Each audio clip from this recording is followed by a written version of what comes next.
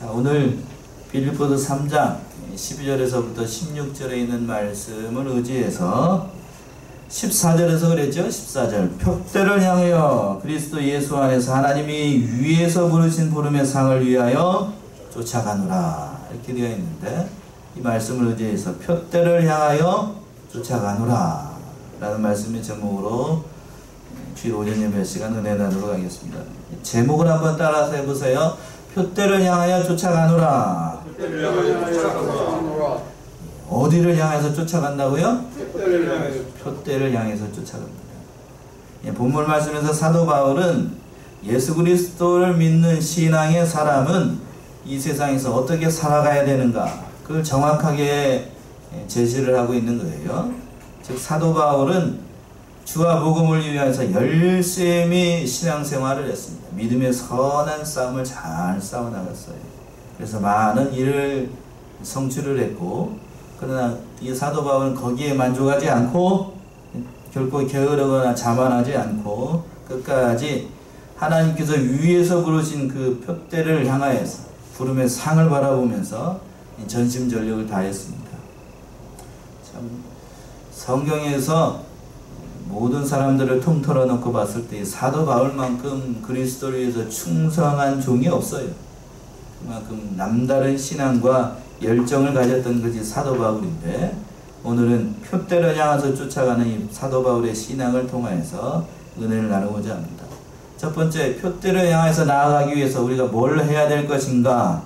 12절에 있는 것처럼 인생의 목표를 세워야 됩니다. 거룩한 목표를 세워야 돼요. 목표를 세우는 게 참 중요해요. 12절 말씀 한번 읽어보세요. 12절. 내가 이미 얻었다 함도 아니오 온전히 이루었다 함도 아니라 오직 내가 그리스도 예수께 잡힌 바 된 그것을 잡으려고 쫓아가노라.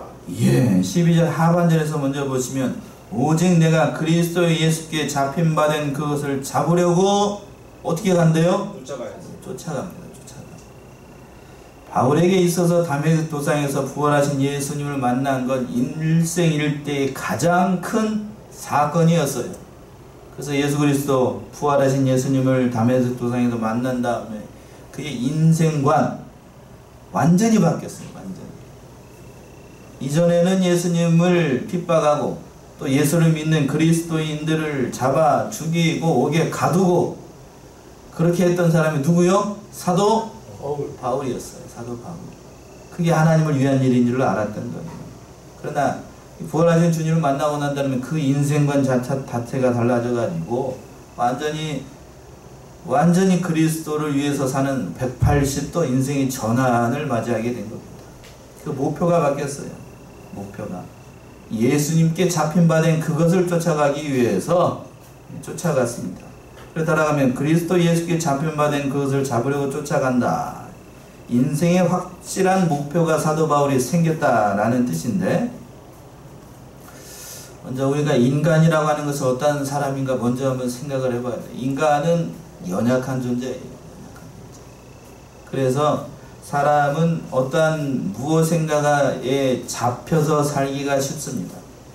연약하기 때문에 의지할 대상을 찾는 거예요. 그래서 사람에게 붙잡히면 누구의 종이 되냐면 사람의 종이 됩니다. 그리고 또 마귀에게 붙잡히게 되면 누구의 종이 될까요? 마귀의 종이 되는 거고, 또 붙잡힌 것이 자기 자신에게 붙잡혔으면 누구의 종이 돼요? 자기의 종이 됩니다. 자기의 종이 되는 거예요. 그러니까 자신의 몸이 좀 피곤하고 좀 육신이 안 좋다라고 하면 자신에게 붙잡혔으니까 자기 몸이 편한 대로 해요. 아이고 오늘은 아니 내 몸이 중요하니까 그렇게 생각을 하게 되는 겁니다. 반면에 오늘 말씀처럼 예수께 붙잡힌 사람은 누구의 종이 돼요? 예수님의 종이 됩니다. 지금 사도 바울이 고백하고 있는 것은 그거예요.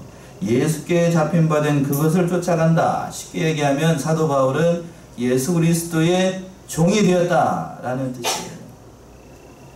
그렇다라고 하면 여기서 한 가지 더, 예수께 잡힌 바 된 그것이라는 것은 무엇을 말씀하시는 것인가? 예수님께서 사도 바울을 통하여서 이루시고자 하는 인생의 목표예요. 인생의 목표. 예수님께서 사도 바울을 통해서 이루시고자 하는 인생의 목표가 뭘까? 다른 사도행전에서 이미 나와 있지만 사도 바울은 이방인의 사도로 부르심을 받았어요. 그게 사도 바울을 통해서 예수님께서 하나님께서 이루시고자 하는 그 인생의 목표였습니다. 그것을 위해서 사도 바울은 신앙에 전진을 하겠다 이렇게 고백을 하고 있는 거예요. 참으로 이 인생의 목표를 바로 세운 사도 바울은 예수 그리스도의 인생의 목표를 삼고 난 다음에 진짜로 전심전력이었습니다.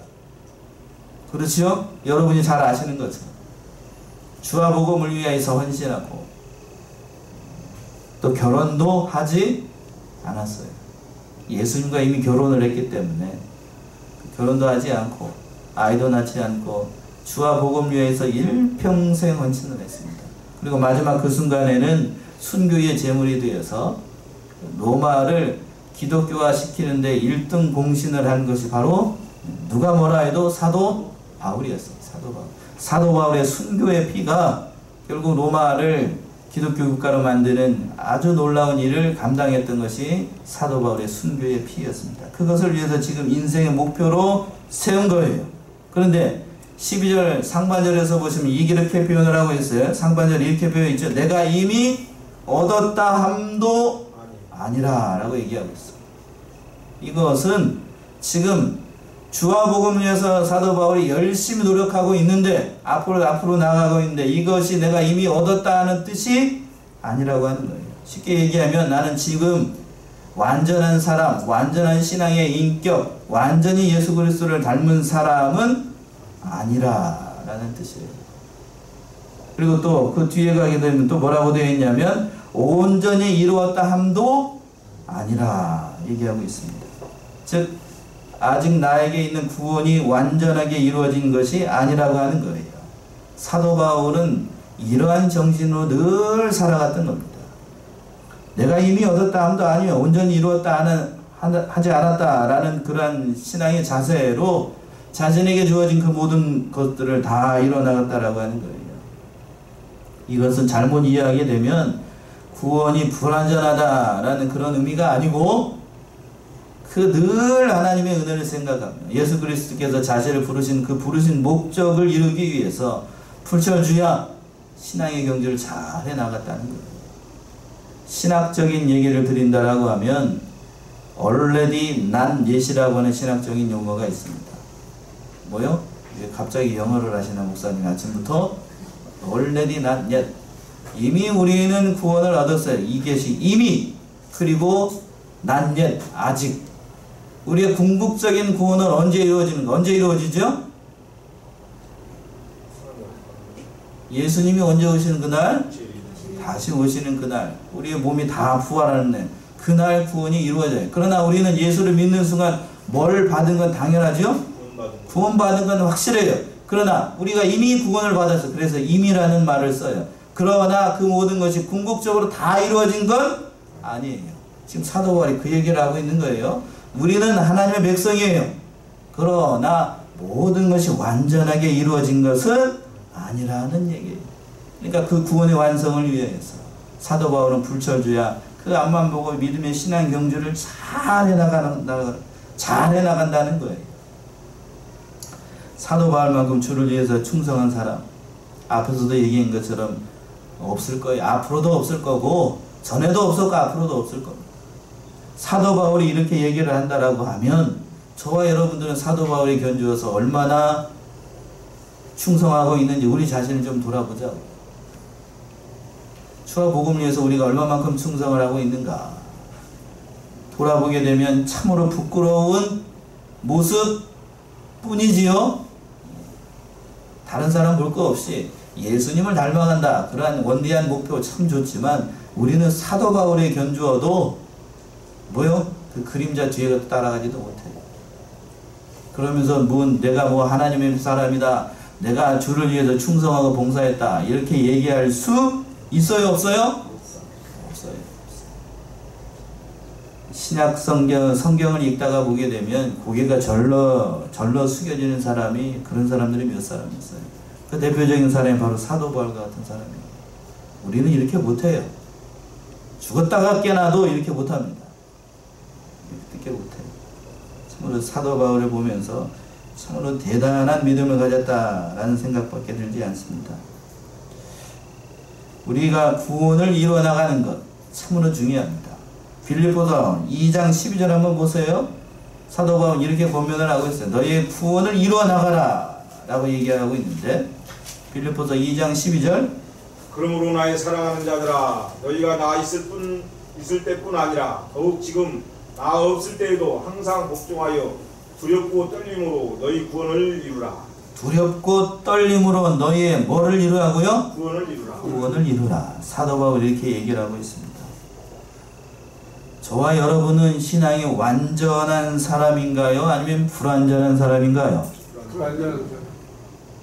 주제 파악을 잘 하시네요. 우리는 신앙이 믿음이 완전한 사람이 아니에요. 완전한 사람이 아닙니다. 완전한 사람이 아니니까 잠시 옆에 사람을 보세요. 옆에 사람 보세요. 옆에 사람도 완전한 사람일까요? 아니면 완전하지 않은 사람일까요? 완전하지 않은 사람입니다. 여러 가지로 흠이 많고 허물이 많고 믿으면서도 제대로 신앙생활하지 못할 때가 더 많아요. 그치요? 그래서 옆에 사람이 나와 같지 않다라고 해서 너는 왜 나와 같이 이렇게 신앙생활을 제대로 못하느냐, 그런 말을 하면은 주제 파악을 제대로 하는 사람이 아니에요. 지금부터 목사님 왜 이렇게 얘기를 하시나? 그렇죠? 우리가 우리 자신을 좀 돌아봐야 돼요. 저부터도 그렇습니다. 저부터도. 사도 바울에 비하게 되면 하나님의 목사라는 타이틀만 제가 이름이 있는 거지, 뒤에 가면 천국 가서 줄 서라 그러면 맨 뒤에 가서 줄 서려고요. 참 부끄러운 모습이에요. 너희 구원을 두렵고 떨림으로 너희 구원을 이루라는 이 말씀 속에서 우리 자신을 좀 돌아봐야 됩니다. 노력이 필요 없는 성도, 그런 사람 한 사람도 없어요. 그러니까 우리가 연약하다는 사실, 우리 자신의 믿음이 불완전하다라는 사실을 늘 붙잡고 늘 깨어서 믿음의 경주를 잘 해나가야 됩니다. 그러나 중요한 사실은 뭔가 우리의 믿음이 연약하다는 것이 믿음이 연약하다는 것이지 구원이 불완전하다라는 뜻이 결코 아니에요. 그런 뜻이 아니에요. 구원은 완전해요. 아직 이루어지지 않았을 뿐이에요. 그 구원을 완전히 이루기 위해서 부단히 너도 인간편에서 노력을 해야 된다는 것이 사도 바울의 신앙이에요. 사도 바울의 신앙. 사도 바울은 그렇게 살았어요. 그러니까 여기서 보게 되면 도덕주의자들이나 또는 구원파에서 얘기를 하기를 예수를 믿었으면, 예수를 한번 믿고 회개하였으면 다시는 회개할 필요가 없다라고 가르칩니다. 맞아요? 틀려요? 네, 틀려. 우리는 불완전해요. 불완전하니까 일주일 동안에 있었던 모든 생활을 돌아보면서 그 잘못한 일이 있으면 회개해야 됩니다. 맞아요? 틀려요? 맞아요. 늘 맞아요. 늘 맞아요. 그래서 이런 슬로건이 있어요. 개혁된 교회는 개혁되어야 한다. 이게 무슨 말이냐면, 개혁주의, 우리가 지금 기독교잖아요. 기독교는 자기 자신을 늘 개혁해야 된다는 거예요. 하루 날마다 우리의 신앙을 돌아보면서 늘 자신을 고쳐나가고, 그것이 기독교인이라고 하는 거예요. 그러니까 신앙생활하는 건 알면 알수록 쉽겠어요? 어렵겠어요? 어려워요. 어렵다고. 어린아이였을 때에는 보는 세계가 어린아이밖에 안 보여요. 어린아이 눈에 뭐밖에 안 보이냐면 사탕밖에 안 보이죠? 달달한 거. 달달하고 그 눈이 거기밖에 안 보여요. 그러나 장성하게 되면 그 사탕 너머에 있는 다른 것이 보입니다. 이 사탕을 사기 위해서 뭐가 필요하다는 걸 알게 되죠? 돈이 필요하다. 돈을 벌려면 뭐를 흘려야 된다? 이마에 뭐가 흘러야 돼요? 땀을 흘려야 된다는 것을 알아요. 그러니까 사탕 하나를 먹더라도 맘대로 먹지 못해요. 또 많이 먹으면 또 뭐에 걸리기 쉽다? 충치도 있고 당뇨병에 걸리기 쉽다. 그래서 사탕도 제대로 못 먹어요. 그러나 어린아이는 그런 거 생각 안 해요. 그냥 막 먹어요. 막 먹어. 장성했다는 것은 그거예요. 우리 신앙의 경주를 할 때에도 자기 자신의 모든 것을 살피고 믿음 생활을 잘 해나가야 됩니다. 사도 바울이 그랬어. 인생의 목표를 바로 세웠던 거예요. 첫 번째, 믿음의 표대를 향해서 쫓아가기 인생의 목표를 바로 세웠습니다. 두 번째는 뭔가 하면 13절에 나와 있는 것은 지나간 것은 다 잃어버렸어요. 지나간 건 다 잊어버렸어요. 13절 한번 읽어보세요. 13절. 형제들아 나는 아직 내가 잡은 줄로 여기지 아니하고 오직 한 일 즉 뒤에 있는 것은 잊어버리고 앞에 있는 것을 잡으려고. 예. 하번절에서 그랬죠. 오직 한 일, 즉 뒤에 있는 것은 어떻게 하고? 잊어버리고 어디 있는 것을 바라봐요? 앞에 있는 것을 잡으려고 간다. 사도 바울은 앞만 보고 나아가기 위해서 뒤의 것은 다 잃어버렸습니다. 여기서 뒤의 것이라고 하는 것은 과거의 일을 얘기를 하겠죠? 과거의 일. 그렇다라고 하면 신앙의 전제를 위해서 과거에 있었던 모든 것은 다 잃어버려야 되는가? 그런 의미로 사도 바울이 얘기한 건 아니에요. 과거에 배웠던 바른 성경 말씀 진리, 우리 교단식으로 얘기하면 그 성경의 진리, 그건 잃어버리면 안 돼. 또 하나님께서 지금 이 시간까지 우리에게 베풀어 주신 모든 은혜, 은총, 긍휼, 이 모든 것은 잃어버리면 될까요? 안 될까요? 그건 잃어버리면 안 돼요. 그렇다면 여기서 사도 바울이 말한 뒤의 것, 과거의 일이라고 하는 것은 자신이 예수를 믿기 전에 했던 잘못된 그 일들을 얘기를 하는 거예요. 사도 바울은 과거에 큰 잘못을 저질렀습니다. 예수를 믿기 전에. 스데반을 죽이는데 앞장섰던 사람이 누구요? 사도 바울이었습니다. 회심하기 전에 사울. 그리고 그리스도인들을 핍박하고 잡아 죽이고 옥에다 가두고 그리고 다메섹 도상으로 가는 도중에 부활하신 주님을 만나기 전까지 갖가지 핍박을 했던 사람이 바로 사도 바울이었어요. 사도 바울은 그것을 잊어버렸다고 하는 그것을. 과거에 잘못했던 것, 하나님 앞에서나 사람 앞에서 잘못했던 모든 것, 부끄럽고 괴롭고 그 모든 것들을 다 뒤로 하고 좌절하지 않고 앞만 보고 표대 대신 예수 그리스도만 바라보면서 그 믿음의 길을 걸어갔다라고 하는 거예요. 이게 잘한 거예요. 이게 잘한 거예요. 저와 여러분들도 예수 믿기 전에, 하나님 믿기 전에, 지금도 그렇지만 옛날에도 그렇지만 잘못했던 것, 그건 마음속에 품으면 안 돼요. 지나갔던 모든 것, 과거에 있었던 것은 과거의 일로 여기고 다 뒤로 하고, 누구처럼? 사도 바울 것처럼 지나간 것으로 여기고 다 하나님께 회개하고 뒤에 것 다 잊어버리고 앞만 보고 나아가야 됩니다. 자꾸 뒤를 돌아보게 되면 안 돼요. 믿는 신앙의 전진을 할 수가 없어요. 우리 성안교회가 이전에 무슨 교회였죠? 이름이? 양문교회. 양문교회에 있었던, 제가 이름을 바꾼 이유가 있어요. 자꾸 뭐 하는 것 같아가지고 뒤돌아봐요. 뒤돌아봐.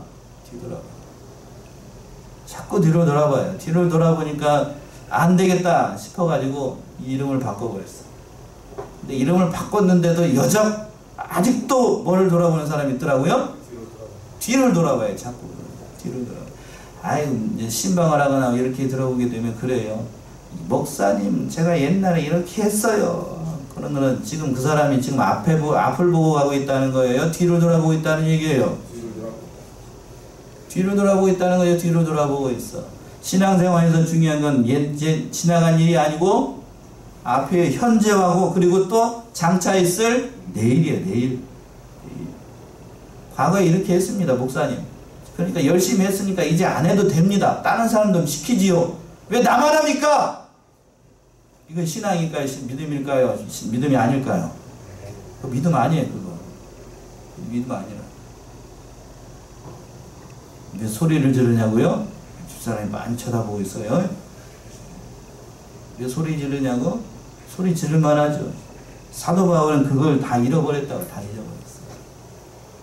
잘했든지 잘못했든지 그건 하나님께 맡기고, 잘한 것은 하나님께서 뒤에 가서 나와요. 잘한 것은 잘한 것대로 하나님께서 상을 주실 거고, 잘못한 것은 회개하고 돌이키게 되면 더 큰 상급을 하나님께서 주실 거예요. 그것을 믿고 앞만 보고 나아가야 됩니다. 아멘이신가요? 앞만 보고 나아가야 됩니다. 성경적인 예를 한 가지만 더 든다라고 하면, 하나님께서 이스라엘 백성들을 출애굽해가지고 약속의 땅으로 인도를 할 때에 그들에게 필요한 모든 것 다 주셨습니다. 낮에는 무슨 기둥으로? 구름 기둥으로. 밤에는 불 기둥으로 인도해 주셨어요. 그러니까 눈만 들면 이 고개를 들어서 앞만 보게 되면 하나님의 임재가 보여요. 임재가 보인다고. 그럼에도 불구하고 그들은 하나님의 임재를 믿지 않았습니다. 그래서 약속의 땅을 바로 앞에 두고서도 믿지 않았어요. 그러면서 먹을 것이 없다. 애굽으로 돌아가자. 모세를 원망하고 하나님을 원망했던 것이 이스라엘 백성들이 단적으로 날마다 먹는 만나를 가지고서도 이렇게 얘기를 합니다. 뭐라고 얘기를 했을까요? 한번 찾아보세요. 민수기 11장 4절에서부터 6절. 민수기 11장 4절에서부터 6절.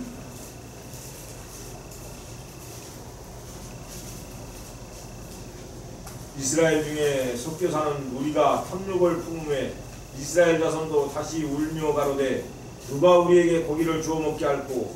우리가 애굽에 있을 때에는 값없이 생선과 의와 수박과 부추와 파와 마늘을 먹은 것이 생각나거늘 이제는 우리 정력이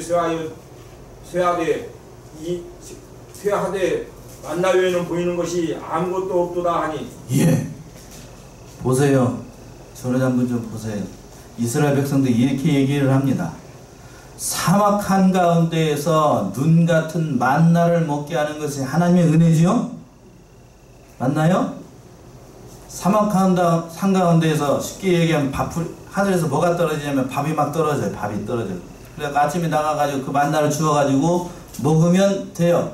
그런데 그 만나를 하루 이틀 먹다 보니까 뭐라고 얘기를 하냐면 지금 여기 있는 것처럼 이스라엘 중에 섞여 사는 무리가 탐욕을 품으며 이스라엘 자손도 다시 뭐 했다고요? 울며 가로되 누가 우리에게 뭐를 먹여줄까? 고기를 주워 먹게 할까? 하고 또 뭐라고 하냐면 5절 보시면 우리가 애굽에 있을 때에는 값없이 뭐를 먹었어요? 생선과 외와 수박과 부추와 파와 마늘을 먹은 것이 생각나거늘 이제는 우리 뭐 때문에? 정력이 쇠하되 이 만나 외에는 보이는 것이 아무것도 없도다. 이 만나 외에는 보이는 게 없다. 이렇게 얘기를 하면 되겠어요? 안 되겠어요? 그 사막 한가운데서 만나를 먹는 것이 얼마나 큰 은혜인데 이 만나 외에는 보이는 게 없도다. 과격하게 표현하고 싶은 표현이 있는데 안 되겠어요. 그 주둥이를 그냥 확 이렇게 하고 싶죠? 여러분 어떻게 생각을 하세요? 이렇게 표현을 하니까 얼른 알아듣죠? 예. 저는 이제 저녁 먹을 각오를 하고 저녁 다 먹을 각오하고 지금 얘기를 하는 거예요. 그 입이 아니라 뭐죠? 입이라고 이렇게 얘기를 하면 되겠어요? 광야 한복판에서 먹을 것을 만나를 먹는 것, 그 하나님의 은혜가 아니면 아무것도 할 수가 없다고요. 그런데 지금 이스라엘 백성들이 이렇게 얘기를 하는 건 음식에 연연하고 외와 수박과 또 뭐라고 그랬어요? 부추와 파늘과 마늘을 먹는 것. 그들이 옛날과 같은 그런 음식을 먹지 못한다. 불평하라는 거예요. 참 불평할 게 따로 있지. 그 현재 하나님께서 내려주신 그 은혜와 그 모든 것에 감사하시를 지금 못하고 있는 거예요. 과거에 있었던 것, 지나간 과거에 예굽에서 먹었던 그게 자꾸 생각이 나는 겁니다. 그러니까 자꾸 뒤로 돌아가요. 잘 돌아봐. 이런 사람들 하나님께서 인생을 참 불쌍히 여겨가지고 인도하셨다는 것이 하나님의 인내가 아니면 감히 상상을 할 수가 없는 거예요. 그리고 또 그 사람들이 자꾸 앞을 바라보지 못하고 뒤돌아보는 때를 뭐라고 얘기를 하냐면 그 사람이 늙었다라고 평가를 한답니다. 뭐요? 앞을 바라보지 못하고 자꾸 과거에 뒤를 돌아봐 과거의 일을 생각하는 거 그건 뭐 한다고요? 그 사람이 늙었다는 증거래요. 늙었다는 거. 자, 저 안에 저기 우진이가 있죠? 우진이는 뒤를 돌아볼까요? 아니면 창창 어른이 돼서 뭘 할 걸로 생각을 할까요? 앞을 보자. 앞을 보. 나도 아파트는 크면 누구랑 뭐를 하고 이런 거를 생각을 하겠죠? 그쵸? 자꾸 이제 뒤로 돌아보기 시작이되면 여러분들도 자꾸 뒤로 돌아보게 되면 그 사람은 뭐한 사람이라고요? 늙은 사람이에요. 그러나 신앙의 사람은 뒤를 돌아보는 게 결코 아니에요. 어디만 바라봐야 돼요? 앞만 봐야 됩니다. 우리에게는 뒤가 없어요. 이미 뒤의 것은 다 잊어버렸기 때문에 사도 바울처럼. 그리고 우리 사랑하는 성도님들도 그러니까 뒤의 거 잃어버렸어요. 잘했든지 잘못했든지 예전에 있었던 모든 것들 다 잃어버리고 앞만 보고 나아가는 신앙의 사람들이 되어야 될 겁니다. 그리고 세 번째는 표대를 향해서 나아가기 위해서는 부름의 상급을 바라보고 나아가야 됩니다. 그 말씀이 14절에 있어요. 14절이요. 표대를 향하여 그리스도 예수 안에서 하나님이 위에서 부르신 부름의 상을 위하여 쫓아가노라. 예. 14절 다시 보시면 표대를 향하여 그리스도 예수 안에서 하나님이 어디에서 부르신? 위에서 부르신 부름의 상을 위하여 쫓아가노라. 하나님이 위에서 불렀대. 위에서 부른 그 부름의 상을 바라보고 사도 바울은 그 믿음의 선한 싸움을 싸워 나갔다라는 뜻입니다. 그러니까 사람은 누구나 노력에 대한 정당한 대가를 받기를 원합니다. 그렇죠? 그래서 어린 아이도 우진이도 자기가 열심히 성경책에 있고 열심히 하나님 그 엄마 아빠 말씀 잘 듣고 나면 당당하게 요구를 해요. 엄마 엄마 아빠 말 잘 들었으니까 당연히 나에게 선물을 줘야 된다라고 정당하게 요구를 합니다. 그래서 얼마 전에는 로봇을 사줬어요. 로봇을 안 사주면 큰일 날 것 같아가지고 본건 있어가지고요. 좀 알아주시네. 본건 있어가지고 롯데마트 가가지고 엄마 안 사주면 들어 눕는다 이런 얘기도 해요. 지금은 친구들이 옆에서 그렇게 사주를 하는지 알 수가 없어요. 어린 아이들도 정당한 상급을 원하는 거예요. 이것처럼. 그렇다라고 하면 저와 여러분들도 마찬가지로 기독교인도 상급이 있을까요? 없을까요?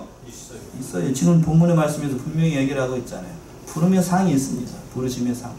믿음의 경주를 잘 해나간 사람들에게는 아주 고귀한 하늘의 상이 약속되어 있어요. 이 세상 것이 아니에요. 세 군데만 먼저 찾아볼 건데 시간이 가더라도 찾아볼 거예요. 야고보서에서는 하나님께서 우리에게 믿음의 경주를 잘하게 되면 그 주시는 면류관이 있는데 뭐라고 얘기를 했냐면 야고보서 1장 12절 찾아보세요. 무슨 면류관이 있을까? 세 가지만 찾아볼 거예요. 시험을 참는 자는 복이 있도다. 이것에 옳다 인정하심을 받은 후에 주께서 자기를 사랑하는 자들에게 약속하신 생명의 면류관을 얻을 것입니다. 예. 시험을 참는 자는 복이 있도다. 뭘 참아야 되는 거예요? 그러면 시험을 참아야 됩니다. 시험을 참는 자 이것이 옳다 인정하심을 받은 후에 주께서 자기를 사랑하는 자에게 약속하신 무슨 면류관? 생명의 면류관. 예. 생명의 면류관이 있어요. 그러나 이 면류관을 받기 위해서는 앞에서 뭘 참아야 된다고요?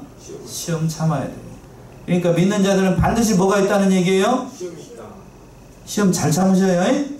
시험을 잘 참아야 되고 또 뭐라고 그랬냐면 약물의 본이 된 자에게는 영광의 면류관이 약속되어 있다라고 얘기하고 있습니다. 어디에 그렇게 되어 있나요? 베드로전서 5장 3절 4절. 베드로전서 5장 3절 4절이요.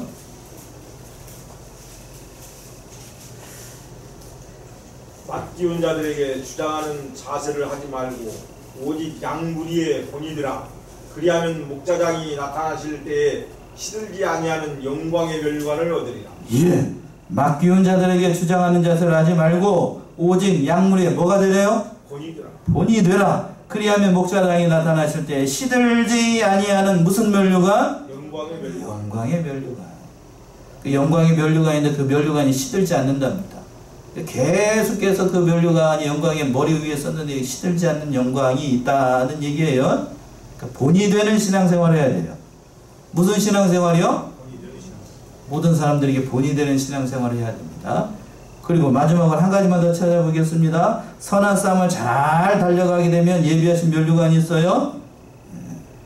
사도 바울이 얘기한 건데 디모데후서 4장 7절에서부터 8절. 디모데후서 4장 7절에서부터 8절이요.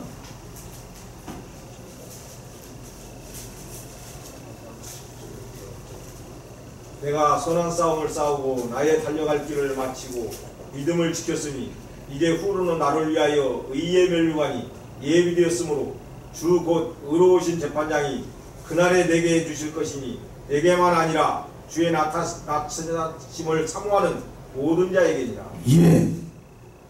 세 가지만 찾으면 되는데 마지막 세 번째가 뭐라고 그러냐면 내가 무슨 싸움을 싸우고 선한 싸움을 싸우고 나의 달려갈 길을 마치고 뭘 지켰어요? 믿음을 지켰으니 이제부로는 나를 위하여 무슨 면류관이요? 의의 면류관. 세 가지 면류관을 지금 찾아봤어요. 앞에서 야고보서에서는 무슨 면류관? 한 분밖에 기억 안 하셔요? 생명의 면류관. 또 베드로전서에서는 무슨 면류관? 영광의 면류관. 그리고 디모데후서에서는 무슨 면류관이요? 의의 면류관. 그러니까 우리에게 이런 면류관이 약속되어 있는 거예요. 이거 외에도 더 많이 있어요. 시간 관계에서 세 가지만 찾아봤는데 이 모든 것은 공짜로 얻어지는 것이 결코 아니에요. 내가 여러분들이 내가 하나님 앞에서 충성한 만큼 하나님께서 그에 대한 것으로 주십니다. 구원은 값없이 받아요. 그러나 상급과 면류관은 내가 얼마만큼 신앙생활을 전진하고 했느냐에 따라 달라집니다.